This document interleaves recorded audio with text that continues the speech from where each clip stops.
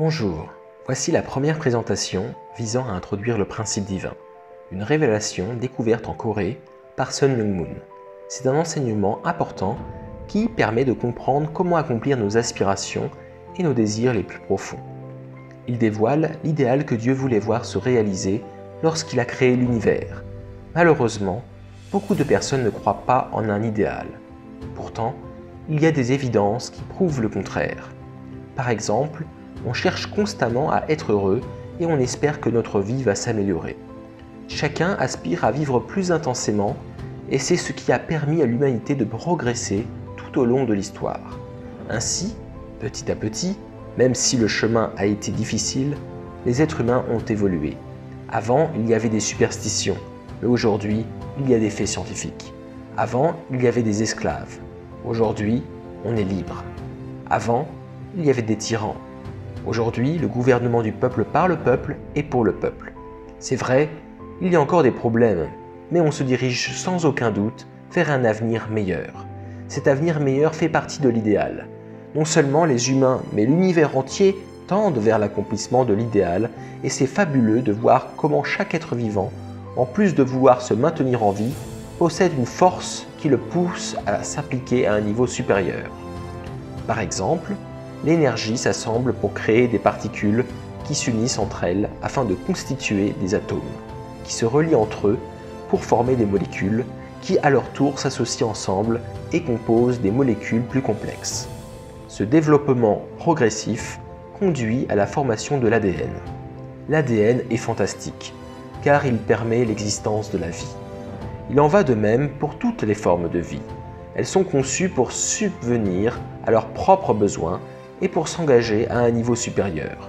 Tout s'intègre dans un système de développement de la vie qui fait que la Terre est si spéciale.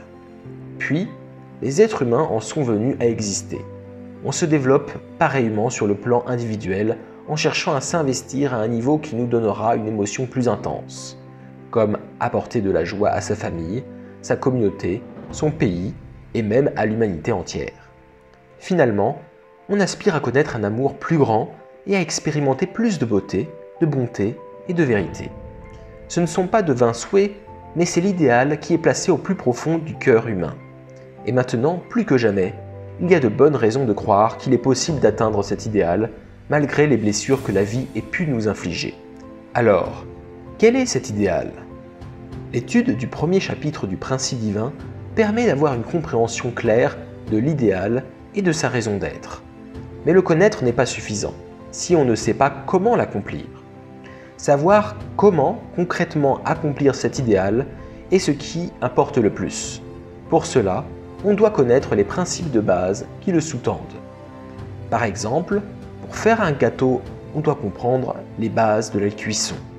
Pour construire une voiture, on doit connaître les principes de la mécanique, de la physique et du design. Pour pouvoir opérer l'œil de quelqu'un, on doit connaître les principes d'anatomie, de médecine et de chirurgie. Avec le principe divin, voici ce que vous allez apprendre. Vous connaîtrez non seulement l'idéal, mais les principes qui vont vous permettre d'accomplir cet idéal. Il y a aussi quelques points importants à résoudre, comme de savoir pourquoi on a pu s'éloigner autant de l'idéal, pourquoi on ignore tout à son sujet, et pourquoi on a tant de contradictions en nous et entre nous. Ces points seront abordés au second chapitre du principe divin, où on verra que la chute a endommagé le lien de notre filiation divine. En comprenant mieux, premièrement, quel est cet idéal recherché par tous, deuxièmement, quels sont les principes qui soutiennent cet idéal, et troisièmement, comment on s'est retrouvé si loin de l'idéal, le principe divin nous amène au quatrième et dernier point concernant le chemin à prendre pour restaurer cet idéal dans sa vie personnelle. Dévoiler ce chemin est ce qui rend le principe divin si important. C'est ce qui donne à l'humanité l'espoir, la confiance et la force dont chacun a besoin pour transformer sa vie. Maintenant, pour conclure cette introduction, j'aimerais partager avec vous un des points qui est soulevé dans le principe divin.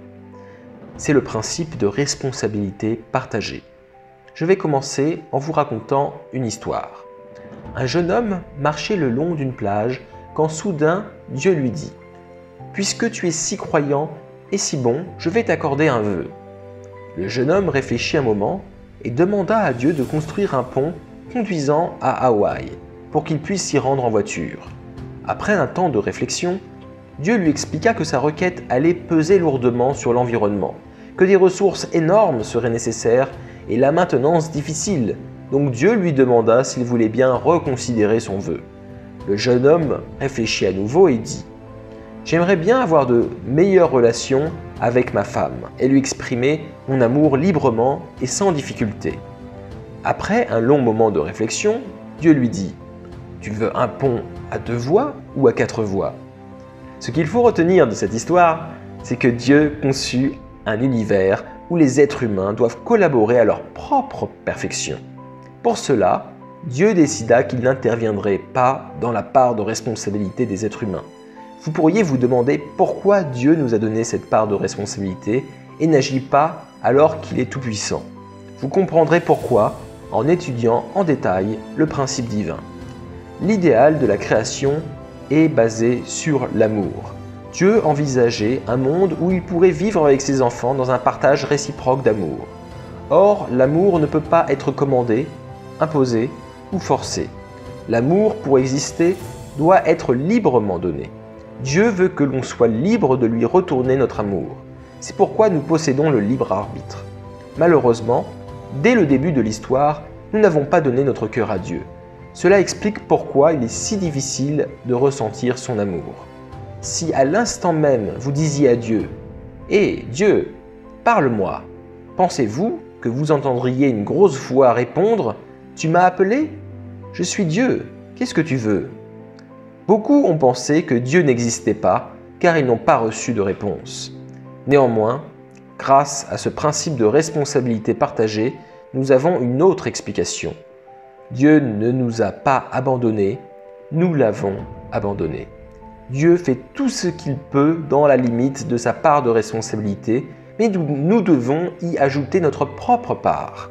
La famille humaine a vécu un amour à l'écart de la présence de Dieu. Quelqu'un qui demanderait à Dieu de se révéler dans sa vie se trouve comme une personne au fond d'une caverne qui voudrait que les rayons du soleil l'éclairent. La seule chose qui pourrait nous libérer serait de savoir comment Dieu peut revenir dans nos vies. Qu'implique le libre arbitre ? Que peut-on faire pour sortir de la caverne que nous avons nous-mêmes creusée ? Cela vaut la peine de consacrer du temps à étudier le principe divin. Nous vivons un temps crucial de l'histoire. Dieu appela Abraham, le père de la foi, il y a 4000 ans et lui parla de l'idéal.